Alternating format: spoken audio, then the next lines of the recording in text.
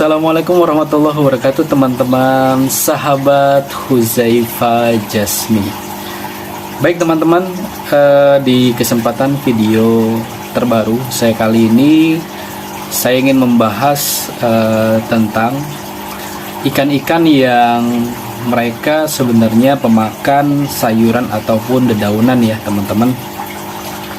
Mungkin teman-teman yang sudah lama bermain di dunia perikanan, terutama ikan konsumsi, sudah sangat mengetahui hal biasa ini ya, yakni dimana ada beberapa jenis ikan yang mereka itu hobi makan sayuran ya teman-teman. Karena pada hakikatnya ikan-ikan di alam liar sebelum mereka dibudidayakan, dikembangbiakan di penangkaran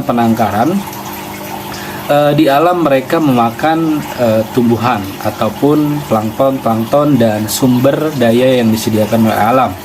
Namun karena kepentingan bisnis dan kebutuhan manusia, akhirnya ikan-ikan ini mendapatkan pakanan yang berbagai macam jenis pakan, dan disitu meningkatkan perkembangan mereka agar menjadi lebih cepat besar.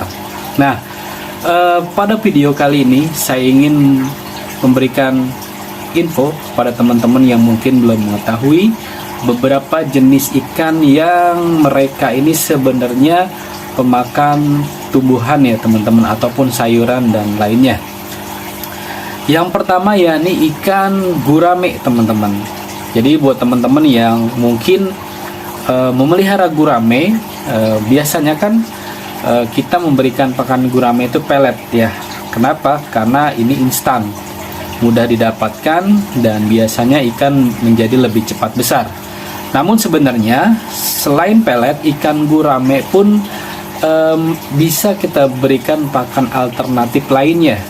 Karena biasanya di alam ataupun di kolam-kolam empang dan lain sebagainya, gurame itu bisa kita berikan satu, yakni daun sente ya teman-teman. Itu bisa daun sente ataupun daun kajar-kajar ya, atau daun lompong ya. Itu adalah jenis tanaman yang banyak sekali. Mungkin kalau teman-teman yang tinggal di kota itu agak sedikit sekali ya, tapi kalau teman-teman yang masih tinggal di daerah, daun-daunan jenis ini, contohnya misalkan kayak lompong, itu banyak sekali teman-teman, apalagi kajar-kajar ya. Dan ini sangat mudah sekali untuk kita kembangkan. Kenapa? Karena dia tanpa perlakuan khusus, kita tinggal tanam, dia akan tumbuh sendiri dan beranak pinak. Dan ini bisa kita jadikan pakan alternatif ikan gurame kita. 100% kita berikan kajar-kajar ini, ikan gurame akan tetap hidup teman-teman, dan dia akan tetap besar.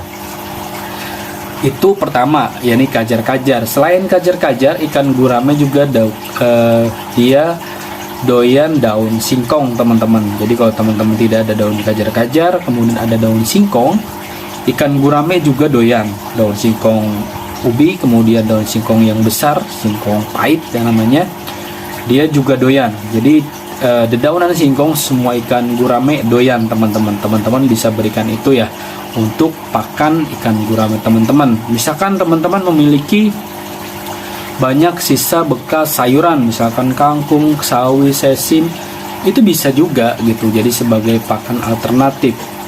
Kalaupun teman-teman mau memberikan 100% sayuran ini atau tanaman ini, ya sah-sah saja, dia akan tetap bisa besar ya teman-teman. Jadi itu kelebihan dari ikan gurame, dia pakan apa aja suka. Bahkan beberapa saya lihat di lapangan ada yang memberikan roti, mie bekas, itu diberikan untuk pakan gurame. Bahkan seperti nasi bekas pun dia doyan teman-teman. Tapi ini untuk skala rumahan ya, bukan untuk skala produksi. Kalau skala produksi pastinya pakan-pakan yang diberikan berkualitas agar hasilnya maksimal. Tapi kalau rumahan kan kita piara santai gitu ya, dia akan membesar ya seiring berjalannya waktu.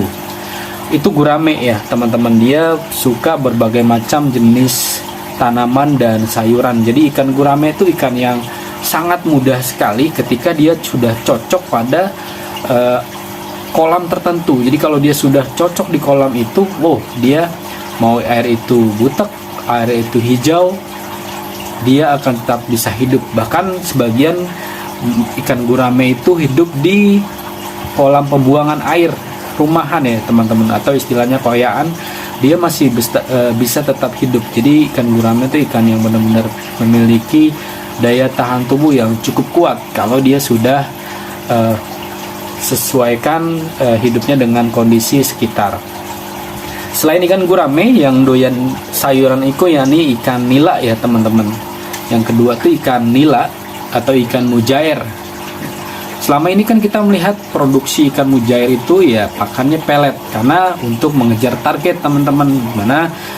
Bagaimana caranya ketika dia umur 5 bulan, 6 bulan sudah dipanen. Tapi sebenarnya di alam liar ataupun di kolam-kolam yang konvensional ya, kolam-kolam pedesaan, ya ikan nila tidak diberikan pelet gitu. Pelet itu hanya pakanan tambahan aja. Kenapa? Karena sehari-harinya untuk ikan nila itu diberikan daun singkong, daun talas, daun pepaya, kangkung, sayur-sayuran. Pada umumnya itu dia sangat doyan teman-teman. Jadi teman-teman kalau yang di daerah itu pasti udah nggak kaget ya, karena ikan nila itu biasanya diberikan sayuran ataupun dedaunan. Karena untuk pelet itu biasanya untuk tambahan aja kalau di beberapa daerah, tapi kalau untuk produksi besar mereka biasanya tidak akan main-main ya, mereka akan memberikan pakan khusus pelet karena untuk mengejar target. Kemudian yang ketiga ada ikan emas. Ikan emas pada dasarnya bukan hanya menyukai pelet, tapi ikan ini juga ya suka gitu sayur-sayuran seperti daun singkong. Coba aja teman-teman yang punya ikan emas, coba dikasih daunan, ikan ini doyan gitu. Karena di alam ya ikan ini kayak di rawa-rawa, dia tuh ngubek rawa gitu, cari tanaman, makan tanaman kangkung dan lain-lain sebagainya. Karena memang pada dasarnya semua jenis ikan ya mereka menyukai tanaman ataupun sayuran ya.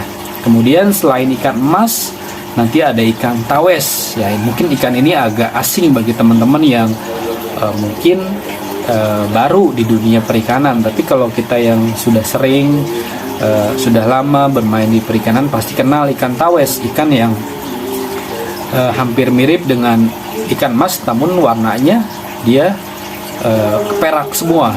Jadi warnanya perak semua. Oke teman-teman, yang keempat tadi ya, ini ikan tawes ya. Nah, ikan tawes memiliki bentuk fisik yang agak sedikit ramping ya teman-teman dibandingkan dengan ikan emas.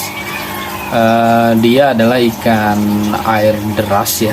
Kalau untuk pada tempat alaminya biasanya dia tinggal di sungai-sungai air deras teman-teman. Namun ketika sudah dibudidayakan, dia tinggal di kolam-kolam ya. Biasanya banyak dibudidayakan di daerah-daerah seperti Sukabumi, Bogor, Parung, itu masih banyak ya teman-teman kolam-kolam tanah yang mereka membudidayakan ikan tawes. Nah, selain dia bisa kita berikan pakan pelet, namun pada sejatinya ikan ini adalah pemakan tumbuhan ya teman-teman. Kalau di sungai-sungai biasanya ikan ini memakan lumut, sama di kolam-kolam dan rawa-rawa juga. Dan dia sangat doyan yang namanya daun singkong ya teman-teman, itu ikan tawes. Nah, untuk ikan tawes teman-teman bisa beli bibitnya di pasar-pasar ikan, terutama untuk wilayah Jabodetabek itu biasanya di daerah Parung ya. Di situ ada pasar ikan yang cukup lengkap, banyak sekali ikan-ikan konsumsi yang dijual bibitnya di sana.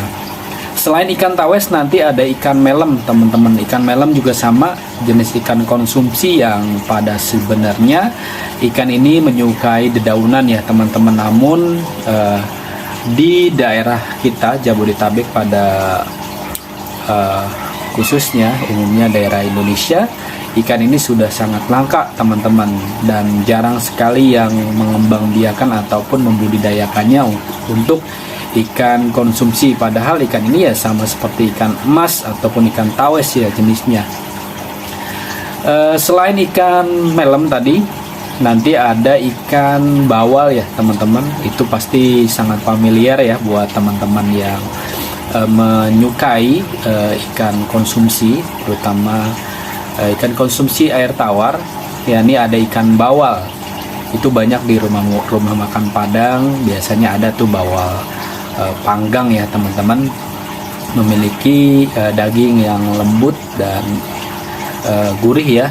Ikan bawal selain pada umumnya kan diberikan pakan pelet ya kalau di tempat pembudidayaan yang besar, namun di habitat aslinya, di kolam-kolam tanah, kemudian sungai-sungai, rawa-rawa, ikan ini adalah pemakan tumbuhan ya teman-teman, seperti daun lompong, daun singkong, kangkung, sawi, sayuran jenis lainnya. Ikan ini sangat menyukai karena di habitat aslinya memang pada dasarnya ikan-ikan konsumsi adalah pemakan tumbuhan ya teman-teman. Jadi buat teman-teman yang mungkin belum mengetahui dan selama ini memberikan ikan peliharaannya dengan hanya mengandalkan pelet, pada sejatinya teman-teman bisa mengkombinasikan dengan pakan alami yang ada di sekitar kita.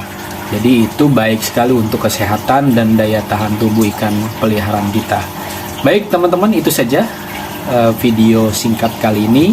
Semoga informasi ini bermanfaat buat teman-teman yang mungkin baru memelihara dan membudidayakan ikan konsumsi air tawar. Terima kasih, salam sukses dari Huzaifa Jasmi.